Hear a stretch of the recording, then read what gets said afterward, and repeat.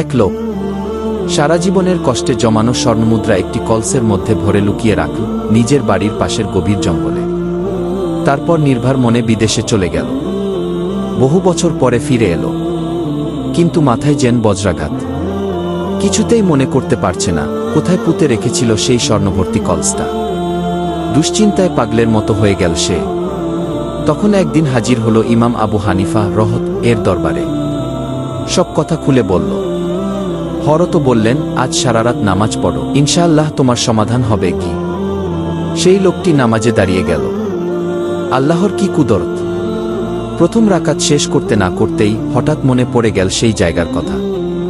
সে যেন আর দেরি করতে না পেরে দৌড়ে চলে গেল কোদাল হাতে। মাটি খুঁড়ে পেয়ে গেল সেই কলস।